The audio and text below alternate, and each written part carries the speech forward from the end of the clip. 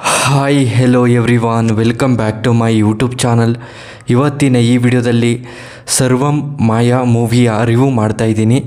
ಈ ಮೂವಿಯ ಬಜೆಟ್ ಏನು, ಸ್ಟೋರಿ ಏನು, ಕಲೆಕ್ಷನ್ ಏನು, ಯಾವ ಭಾಷೆಯಲ್ಲಿ ಬಿಡುಗಡೆಯಾಗಿದೆ, ಯಾರ್ಯಾರು ನಟ ನಟಿಯರು ಇದ್ದಾರೆ ಅನ್ನೋದನ್ನು ಈ ವಿಡಿಯೋದಲ್ಲಿ ತಿಳ್ಕೊಬರೋಣ.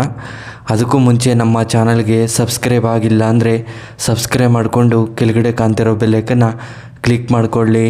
ಬನ್ನಿ ಗಾಯ್ಸ್, ಇವತ್ತಿನ ವಿಡಿಯೋವನ್ನು ಶುರು ಮಾಡೋಣ. ಮೊದಲು ಈ ಮೂವಿಯ ಬಾಕ್ಸ್ ಆಫೀಸ್ ಕಲೆಕ್ಷನ್ ನೋಡೋದಾದರೆ 150 ಕೋಟಿ ಕಲೆಕ್ಷನನ್ನು ಮಾಡಿದೆ. ಬಜೆಟ್ ನೋಡಿದ್ರೆ 21 ಕೋಟಿ ಬಜೆಟನ್ನು ಹಾಕಿದ್ದಾರೆ ಅಂತ ಹೇಳಬಹುದು.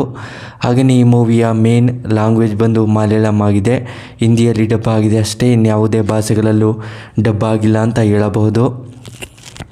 ಹಾಗೆಯೇ ಈ ಮೂವಿಯ ರನ್ನಿಂಗ್ ಟೈಮ್ ಬಂದು 146 ನಿಮಿಷಗಳ ಕಾಲ ಈ ಮೂವಿಯನ್ನು ತುಂಬ ಅದ್ಭುತವಾಗಿ ಕೊಟ್ಟಿದ್ದಾರೆ ಅಂತ ಹೇಳಬಹುದು. ಹಾಗೆಯೇ ಈ ಮೂವಿಯ ಬಿಡುಗಡೆಯಾಗಿದ್ದ ದಿನಾಂಕ ಡಿಸೆಂಬರ್ 25, 2025ರಲ್ಲಿ ಬಿಡುಗಡೆಯಾಗಿದೆ ಅಂತ ಹೇಳಬಹುದು. ಹಾಗೆಯೇ ಈ ಮೂವಿಯ director by Akhil Shyam, producer by Ajay Kumar. ಹಾಗೆಯೇ ಈ ಮೂವಿಯಲ್ಲಿ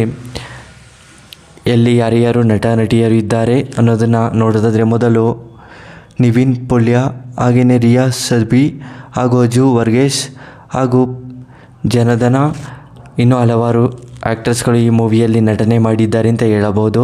ಹಾಗೆಯೇ ಮಲಯಾಳಂನಲ್ಲಿ ಸಾಂಗ್ ಕೂಡ ತುಂಬ ಅದ್ಭುತವಾಗಿ ಕೊಟ್ಟಿದ್ದಾರೆ ಅಂತ ಹೇಳಬಹುದು. ಹಾಗೆಯೇ ಇದೊಂದು ಎಂಟರ್ಟೈನ್ಮೆಂಟ್ ಸಿನಿಮಾ ಅಂತಲೂ ಕೂಡ ಹೇಳಬಹುದು. ಲವ್ ಸ್ಟೋರಿ ಕೂಡ ಇದೆ ಈ ಮೂವಿಯಲ್ಲಿ. ಮಲಯಾಳಂನಲ್ಲಿ ಸಾಂಗ್ ಕೂಡ ತುಂಬ ಅದ್ಭುತವಾಗಿ ಕೊಟ್ಟಿದ್ದಾರೆ ಅಂತ ಹೇಳಬಹುದು. ಹಾಗೆಯೇ ಈ ಮೂವಿಗೆ ಮಲಯಾಳಂನಲ್ಲಿ ಹಲವಾರು ಕಡೆಯಿಂದ ರೆಸ್ಪಾನ್ಸ್ ಸಿಕ್ಕಿರುವಂಥ ಸಿನಿಮಾವಾಗಿದೆ ಅಂತ ಹೇಳಬಹುದು.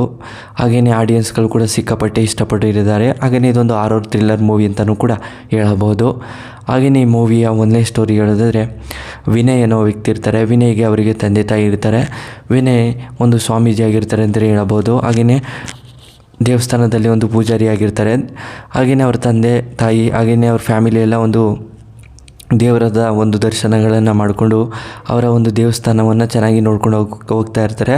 ಹಾಗೆಯೇ ಸುಮಾರು ಯಾವುದಾದ್ರು ಒಂದು ಮನೆಗಳಲ್ಲಿ ಒಂದು ವಾಸಸ್ಥಳ ಸರಿಯಾಗಿಲ್ವೋ, ಹಾಗೆಯೇ ಅವರ ಒಂದು ನೆಮ್ಮದಿಯಾದ ಜೀವನ ನಡೆಸೋಕ್ಕಾಗದೆ ತುಂಬ ಗೋಳಾಟವನ್ನು ಪಟ್ಟು ಹಾಗೆಯೇ ಭಕ್ತಾದಿಗಳು ದೇವರ ದರ್ಶನಕ್ಕೆ ಬಂದಿರ್ತಾರೆ. ಅಂಥ ಭಕ್ತಾದಿಗಳನ್ನೆಲ್ಲ ನೋಡಿ ಇವರು ಒಂದು ಟ್ರೀಟ್ಮೆಂಟನ್ನು ಮಾಡ್ತಿರ್ತಾರೆ. ಹಾಗೆಯೇ ಒಂದಿಷ್ಟು ಹೋಮಗಳನ್ನು ಮಾಡಿ ಮನೇಲೆ ನಾವು ಬಂದು ಹೋಮನೆಲ್ಲ ಮಾಡ್ತೀವಿ ಅಂತ ಹೇಳಿ ಹೋಮನೆಲ್ಲ ಮಾಡಿಸ್ತಿರ್ತಾರೆ. ವಿನಯನು ಕೂಡ ಹೋಗಿ ಹೋಮನೆಲ್ಲ ಮಾಡಿ ಬರ್ತಾಯಿರ್ತಾರೆ. ಹಾಗೆಯೇ ಒಂದು ಮನೆಗೆ ಹೋದಾಗ ತುಂಬ ಹಾರರಾಗಿ ಒಂದು ದೆಯ್ಯದ ಮನೆಯೇ ಆಗಿರುತ್ತೆ ಅಂತಲೇ ಹೇಳಬಹುದು. ಹಾಗೆಯೇ ಅಲ್ಲಿ ಹೋಗಿ ಏನೇನೆಲ್ಲ ಆಯಿತು, ಹಾಗೆಯೇ ಅಲ್ಲಿ ಸಮಸ್ಯೆಗಳು ಯಾವ ರೀತಿ ಬಗೆಹರಿತವೆ ಅನ್ನೋದನ್ನು ಈ ಮೂವಿಯಲ್ಲಿ ತುಂಬ ಅದ್ಭುತವಾಗಿ ಕೊಟ್ಟಿದ್ದಾರೆ. ವಿನಯನು ಕೂಡ ಅದೇ ಮನೆಯಲ್ಲಿ ಒಂದು ಹುಡುಗಿನ ತುಂಬ ಪ್ರೀತಿಸ್ತಾರೆ. ಹಾಗೆಯೇ ಅವರಿಗೆ ಇಷ್ಟನೂ ಆಗಿ ಸ್ಟೋರಿ ಕೂಡ ಎಂಡ್ ಆಗುತ್ತೆ. ಹಾಗೆಯೇ ಪ್ರೀತಿ ಮದುವೆ ಮಾಡ್ಕೋತಾರೆ. ಹಾಗೆಯೇ ಸ್ಟೋರಿ ಕಂಪ್ಲೀಟ್ ಆಗುತ್ತೆ. ಸ್ಟೋರಿ ರಿವ್ಯೂ ನಿಮಗೆ ಇಷ್ಟವಾದರೆ ಶೇರ್ ಮಾಡಿ, ಲೈಕ್ ಮಾಡಿ. Thanks for watching.